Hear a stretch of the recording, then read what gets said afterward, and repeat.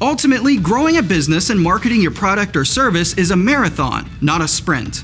That means for it to be effective, you need to keep at it in the long term and run the race with endurance and grace. I personally know that running my own business, I always want to see results immediately and without paying much for it.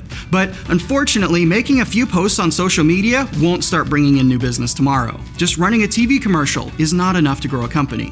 While marketing really is an excellent solution to many problems that business owners face, you have to keep your expectations realistic, something that's been difficult for me personally. So that's what we're going to talk about in this video. What sort of results you can expect from marketing and how quickly can you expect to see them? But before we get started, I do want to let you know that here at Excellent Media, we've put together some free training on how to leverage digital media to grow your business and acquire new customers. It's in-depth and practical with the goal of getting you results as soon as possible. Just click on the first link in the description to check it out. So how long before you can really expect to start seeing results in your marketing?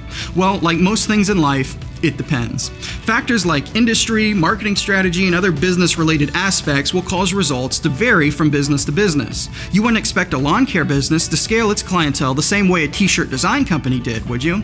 A good rule of thumb in marketing, though, is that in general, depending on your budget and industry, if you aren't seeing real results in the bottom line of your P&L within the first 1 to 2 years, then you should start taking a serious look at both your business and your marketing efforts. There very well may be something wrong with the marketing strategy that you're trying to implement, or there may be an issue with the agency, freelancer, or staff that you're working with to advertise. Perhaps they're inexperienced or just don't understand your industry well.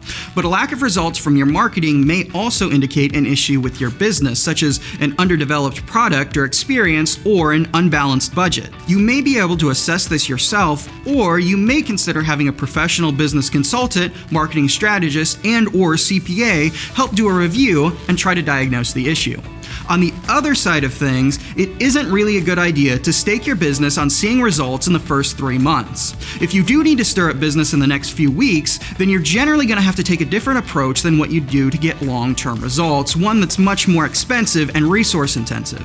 Depending on the industry, this may mean a high-budget ad campaign, or it might mean hiring a sales team that can do personal, cold outreach for your company if you don't have time to do it yourself.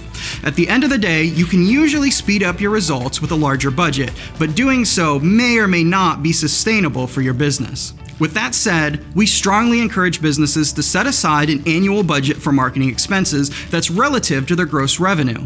This budget shouldn't put too much pressure or strain on the company, but should be enough to see good results over the long term.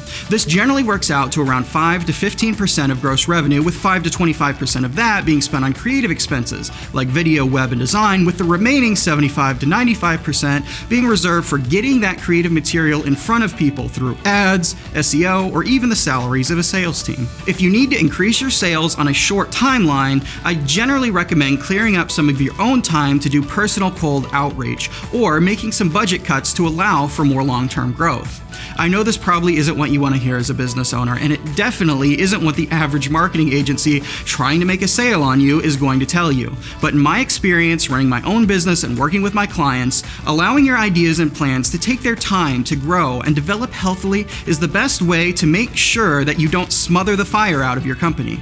We all want to grow big companies that allow us to take control of our time and energy. But if you turn your business into a get-rich-quick scheme, chances are you're going to run out of steam before you ever see results. Keep in mind that not every single marketing campaign is going to be successful. Even the biggest companies in the world, like Coke and Subaru, with virtually unlimited budgets, end up with campaigns that fall flat from time to time. The only way to be successful 100% of the time is to never do anything at all. So the key to success is to stick with it over the long haul. If one campaign doesn't work, don't give up. Take what did work from it and iterate a new version. Work with lots of ideas and don't put all your eggs in one basket. And over time, while you will absolutely have ups and downs, you should expect to see consistent growth over the span of a few years. That's why it's important to not put too much pressure on a marketing campaign, especially in the first few years of your business, and why you want to allocate a small portion of your gross revenue to marketing expenses rather than rolling your entire margin onto an ad campaign. Keep the pressure minimal, allowing yourself to grow over time and constantly be iterating and improving on what you're already doing. The best way to know if your marketing is working is to watch your bottom line. If you aren't seeing an upward trend over a few years, then you may want to start asking questions about the effectiveness of your advertising. You should also be able to get reports on how many people you're reaching through your marketing, though unfortunately it can be difficult to know how many of those people are actually converting into paying customers, especially if you're using offline marketing strategies.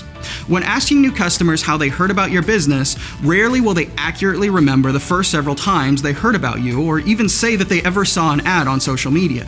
Most of the time, they probably saw a few ads on social media, and then when they needed your product or service, they went to Google and searched for someone who provided it and found your website or Facebook page and remembered seeing your name before on social media.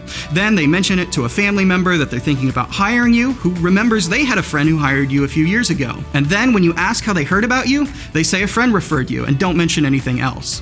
While it may seem like all your business comes from referral, had you not been on social media and Google already, then you likely wouldn't have gotten the business. Again, this depends on the industry, and some industries can track their marketing ROI easier, but in many industries, this type of a customer journey is actually a very common scenario. With that said, when it comes to implementing a marketing strategy, it's important to set goals so that you can assess how effective your campaign has been. For example, within 12 months, you'd like to grow your revenue by 35%. But of course, there are other factors that influence your revenue besides the number of people buying from you. You could also raise your prices, for example, or add an upsell, or develop an additional product or service to offer through your company. Another way to measure the effectiveness of your campaigns is to see how many people are seeing your ad. For example, you may produce a commercial for your business and want to get it in front of 20,000 people within the next month. Most people don't buy from a company the first time they hear about them, even if they need its product or service. In fact, most people need to have a minimum of 7 to 11 interactions with a brand in different environments before they feel comfortable enough to spend their money. Think of the example I just talked about. They probably saw at least 2 or 3 ads on Instagram, then went to your website on Google, then visited your Facebook page. Then they talked to a previous customer about you before they actually started the process of buying from you. This whole process probably took at least a month, more likely several months, and maybe even a year or more. And if you offer a higher ticket product or service, someone may have to save up for a while before they're even able to do business with you. At the end of the day, that's why it takes so long to start seeing results, because people have been hurt and taken advantage of by slimy companies with sleazy advertising. They have to interact with you enough to know that you actually care about them and their problems and genuinely want to help them through your product or service, not just make a quick sale and move on to the next nameless face willing to enter their credit card information. So when putting together a marketing plan, you need to make sure that there's plenty of opportunity for your prospective customers to interact with you and your company and start building trust with you. Remember, these are real people buying from you, not just numbers on a report. This is actually one of the things that we focus on in the training I mentioned earlier in the video, how to nurture people from having never heard about you to being excited to buy from you.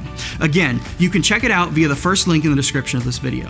Thanks so much for watching, and may you have grace and endurance to run the race set before you in your business.